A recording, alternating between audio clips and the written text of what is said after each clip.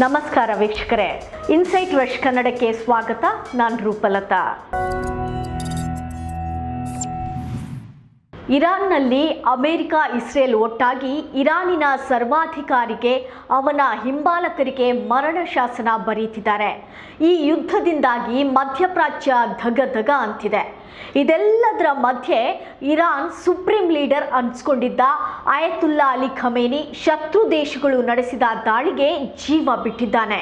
ಭಾರತದ ರಾಜಕಾರಣದಲ್ಲಿ ಕಾವು ಹೆಚ್ಚಿಸಿದೆ. ಅದು ಹೇಗಂತೀರಾ? ಖಮೇನಿ ಹತ್ಯೆಗೆ ಮೋದಿ ಸರ್ಕಾರ ಅಯ್ಯೋ ಪಾಪ ಹಿಂಗಾಗಬಾರ್ದಿತ್ತು ಅಂತ ಲೊಚ್ಚ ಕುಟ್ಟುತ್ತಲೂ ಇಲ್ಲ. ಖಮೇನಿನ ಯಾಕೆ ಕೊಂದ್ರಿ ಅಂತ ಇಸ್ರೇಲ್ ಅಮೆರಿಕ ವಿರುದ್ಧ ಅಬ್ಬರಿಸುತ್ತಲೂ ಇಲ್ಲ. ಹಲವಾರು ಕಡೆ ಪ್ರಧಾನಿ ಭಾಷಣ ಮಾಡಿ ಬರ್ತಿರೋ ಮೋದಿ ಖಮೇನಿ ವಿಚಾರದಲ್ಲಿ ಮಾತ್ರ ಮೌನವಾಗಿದ್ದಾರೆ.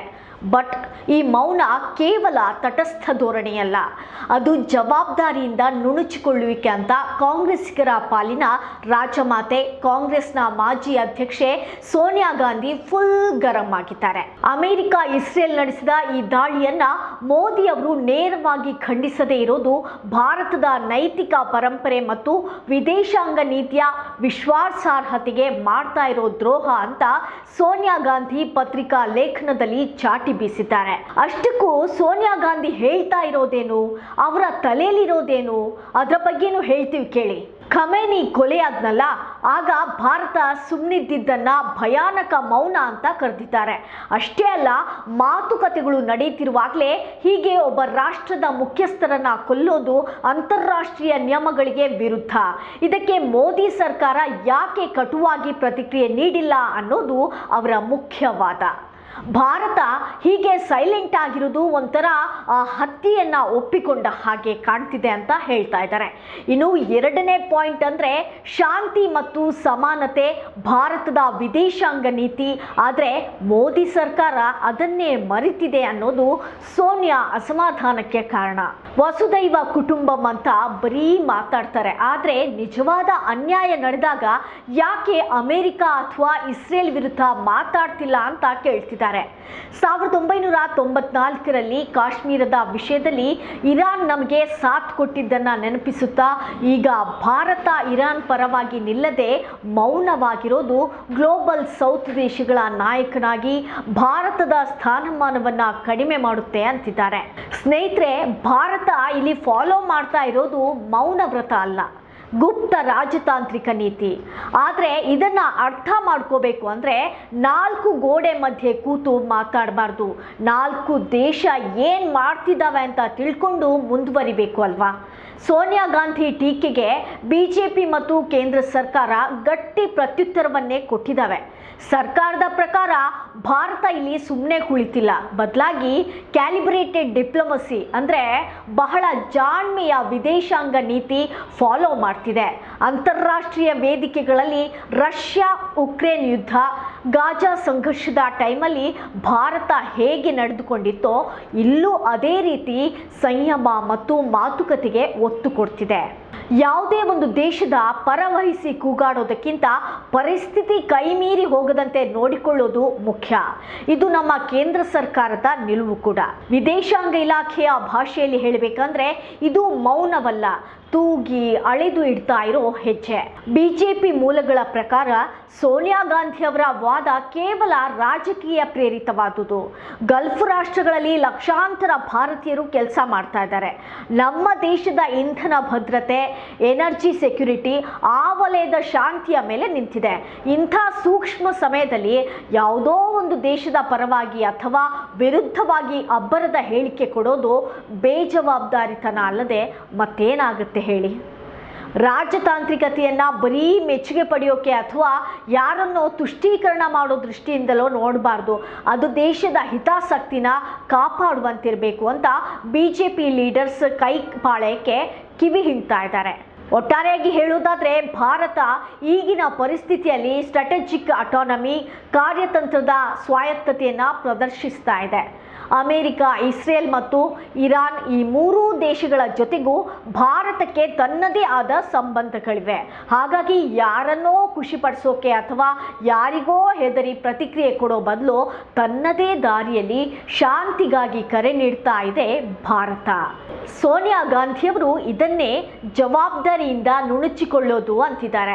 ಇದನ್ನ ಅರ್ಥವಾಗದೆ ಹೇಳ್ತಾ ಇದ್ದಾರೋ, ಗೊತ್ತಿದ್ದು ರಾಜಕಾರಣ ಮಾಡಕ್ಕೆ ನೋಡ್ತಾ ಇದ್ದಾರೋ ಭಗವಂತನೇ ಬಲ್ಲ.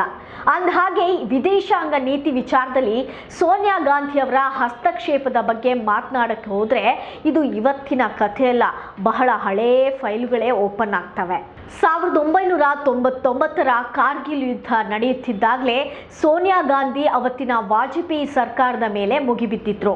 ನಮ್ಮ ಸೈನಿಕರು ಗಡಿಯಲ್ಲಿ ಪಾಕಿಸ್ತಾನಿ ಉಗ್ರರ ಜೊತೆ ಹೋರಾಡುತ್ತಿರುವಾಗಲೇ ಸರ್ಕಾರಕ್ಕೆ ಇಂಟೆಲಿಜೆನ್ಸ್ ರಿಪೋರ್ಟ್ ಇರಲಿಲ್ವೇ ಅಂತ ಪ್ರಶ್ನೆ ಮಾಡಿದ್ರು. ಅಷ್ಟೇ ಅಲ್ಲ, ಹುತಾತ್ಮ ಸೈನಿಕರ ಹೆಸರಲ್ಲಿ ವೋಟ್ ಕೇಳೋಕೆ ನಿಮಗೆ ನಾಚಿಕೆ ಆಗಲ್ವಾ ಅಂತ ಅಬ್ಬರಿಸಿದ್ರು. ಆದರೆ ಆ ಸಮಯದಲ್ಲಿ ಯುದ್ಧ ನಡೆಯುತ್ತಿದ್ರಿಂದ ಸೋನಿಯಾ ಆಡಿದ ಈ ಮಾತುಗಳು ಬಿಜೆಪಿಗೆ ಒಂದು ದೊಡ್ಡ ಅಸ್ತ್ರವಾಯಿತು. ಕಾಂಗ್ರೆಸ್ ದೇಶದ ಏಕತೆಯನ್ನೇ ಹಾಳು ಮಾಡುತ್ತಿದೆ ಅಂತ ಬಿಜೆಪಿ ಬಿಂಬಿಸಿತು. ಇನ್ನು 2003ರಲ್ಲಿ ಅಮೆರಿಕ ಇರಾಕ್ ಮೇಲೆ ದಾಳಿ ಮಾಡಿದಾಗ ಭಾರತ ತನ್ನ ಸೈನ್ಯವನ್ನ ಅಲ್ಲಿಗೆ ಕಳುಹಿಸಬೇಕು ಅನ್ನೋ ಒತ್ತಡವಿತ್ತು. ಆಗಲೂ ಸೋನಿಯಾ ಗಾಂಧಿ ಅವರು ಪ್ರಧಾನಿ ವಾಜಪೇಯಿ ಅವರಿಗೆ ಪತ್ರ ಬರೆದು ವಿಶ್ವಸಂಸ್ಥೆಯ ಅನುಮತಿ ಇಲ್ಲದೆ ನಮ್ಮ ಸೈನ್ಯವನ್ನ ಕಳಿಸೋದು ನಮ್ಮ ಮೂಲಭೂತ ತತ್ವಕ್ಕೆ ವಿರುದ್ಧ ಅಂತ ಬಲವಾಗಿ ವಿರೋಧಿಸಿದ್ರು. ಇದರಿಂದ ಆಗಿದ್ದೇನು ಗೊತ್ತಾ, ಅಮೆರಿಕಾದಂತಹ ದೊಡ್ಡ ಶಕ್ತಿಯ ಜೊತೆ ಭಾರತ ಸಂಬಂಧ ಗಟ್ಟಿಗೊಳಿಸಿಕೊಳ್ಳುವ ಒಂದು ಸುವರ್ಣ ಅವಕಾಶವನ್ನು ಸೋನಿಯಾ ತಪ್ಪಿಸಿದ್ರು ಅಂತ ಹಲವು ಮಂದಿ ಟೀಕಿಸಿದ್ರು. ಮತ್ತೆ ಇವತ್ತು ಸೋನಿಯಾ ಗಾಂಧಿ ಮೋದಿ ಮೌನವನ್ನ ಟೀಕಿಸೋ ಮಾತಾಡ್ತಾ ಇದ್ದಾರೆ. ಅಸಲಿಗೆ ಭಾರತ ಇಂಥ ಯಾವ ತಂಟೆಗೂ ಹೋಗದ ಹಾಗೆ ಇರೋದು ಅಲಿಪ್ತ ನೀತಿ ತಾನೆ. ಈ ಅಲಿಪ್ತ ನೀತಿಗೆ ಕಾರಣವಾಗಿದ್ದು ಇದೇ ಕಾಂಗ್ರೆಸ್ ಪಕ್ಷದ ಪ್ರಥಮ ಪ್ರಧಾನಿ ಜವಾಹರ್ಲಾಲ್ ನೆಹರು ತಾನೆ. ನೆಹರು ಯಾರ ಪರ ವಿರೋಧ ಮಾತಾಡದಿದ್ರೆ ಅದು ಭಾರತದ ನೀತಿ ಆಗುತ್ತೆ, ಮೋದಿ ಮೌನವಾಗಿದ್ರೆ ಅದು ಕಪ್ಪು ಚುಕ್ಕಿ ಆಗುತ್ತೆ. ಅಂದರೆ ಈ ಸ್ಟೇಟ್ಮೆಂಟ್ನ ಯಾವ ದೃಷ್ಟಿಕೋನದಿಂದ ನೋಡಬೇಕು ಅನ್ನೋದೇ ಅರ್ಥವಾಗಲ್ಲ. ಒಟ್ಟಾರೆ ಎಲ್ಲ ದೇಶಗಳು ನಾವು ಯಾರ ಪರ ನಿಲ್ಲೋದು, ಯಾರ ವಿರುದ್ಧ ಎಗರಿ ಬೀಳೋದು ಅನ್ನೋ ಲೆಕ್ಕಾಚಾರ ಹಾಕ್ತಾ ಇರುವಾಗ ಅದೇ ಜಗತ್ತು ಭಾರತ ಏನು ಮಾಡುತ್ತೋ ನೋಡಿಕೊಂಡು ಆಮೇಲೆ ಡಿಸೈಡ್ ಮಾಡೋಣ ಅಂತ ಕಾಯೋ ಹಾಗೆ ಮಾಡಿದ್ದೆಲ್ಲ ಅದೇ ಭಾರತದ ಪ್ರಧಾನಿಗಳ ಮೌನದ ತಾಕತ್ತು. ಏನಂತೀರಿ? ಅಂದಹಾಗೆ ಸೋನಿಯಾ ಗಾಂಧಿಯವರ ಮಾತು ಕೇಳಿ ಇತಿಹಾಸ ನೋಡಿ ಅವರು ಯಾವಾಗಲೂ ಸರ್ಕಾರದ ವಿರುದ್ಧ ಇರ್ತಾರೆ ಅಂದ್ಕೊಂಡ್ರೆ ಅದು ತಪ್ಪು. 2016ರಲ್ಲಿ ಭಾರತೀಯ ಸೇನೆ ಸರ್ಜಿಕಲ್ ಸ್ಟ್ರೈಕ್ ಮಾಡಿದಾಗ ಸೋನಿಯಾ ಅವರು ತಕ್ಷಣವೇ ಸರ್ಕಾರ ಮತ್ತು ಸೇನೆನ ಮನಸಾರೆ ಅಭಿನಂದಿಸಿದ್ರು. ದೇಶದ ಸುರಕ್ಷತೆ ವಿಚಾರದಲ್ಲಿ ನಾವು ಸರ್ಕಾರದ ಜೊತೆಗಿದ್ದೇವೆ ಅಂತ ಹೇಳೋ ಮೂಲಕ ಭಯೋತ್ಪಾದನೆ ವಿರುದ್ಧ ಸಂದೇಶ ನೀಡಿದ್ರು. ಹಾಗಾಗಿ ಈಗ ಇರಾನ್ ವಿಷಯದಲ್ಲಿ ಅವರು ಎತ್ತಿರುವ ಪ್ರಶ್ನೆಗಳನ್ನು ಕೇವಲ ದೇಶ ವಿರೋಧಿ ಅಥವಾ ಅಸಮಂಜಸ ಅಂತ ಬಿಜೆಪಿ ಹೇಳಿದ ಹಾಗೆ ತಳ್ಳಿ ಹಾಕೋಕ್ ಬರಲ್ಲ. ಮಧ್ಯಪ್ರಾಚ್ಯದ ವಿಚಿತ್ರ ಪರಿಸ್ಥಿತಿಯಲ್ಲಿ ಭಾರತ ಮೌನವಾಗಿರುವುದು ಸರಿನಾ ಅಥವಾ ತನ್ನ ನೈತಿಕ ನಿಲುವು ಪ್ರಕಟಿಸಬೇಕಾ ಅನ್ನೋದು ಅವರ ವಾದದ ತಿರುಳು. ಬಟ್ ಇಂಥ ಸೂಕ್ಷ್ಮ ವಿಷಯಗಳನ್ನು ಅತಿಯಾಗಿ ಸಾರ್ವಜನಿಕವಾಗಿ ಚರ್ಚಿಸೋದು ದೇಶಕ್ಕೆ ಲಾಭ ತರೋದಕ್ಕಿಂತ ಕಂಟಕವಾಗೋದೇ ಜಾಸ್ತಿ. ಇವಿಷ್ಟು ಈವರೆಗಿನ ವಿಶೇಷ ಸುದ್ದಿ. ನಾಳೆ ಮತ್ತೊಂದು ವಿಷಯದೊಂದಿಗೆ ನಾನು ನಿಮ್ಮನ್ನು ಭೇಟಿ ಮಾಡ್ತೀನಿ. ಅಲ್ಲಿವರೆಗೆ ನೋಡ್ತಾ ಇರಿ ಇನ್ಸೈಟ್ ರಶ್ ಕನ್ನಡ. ನಮಸ್ಕಾರ.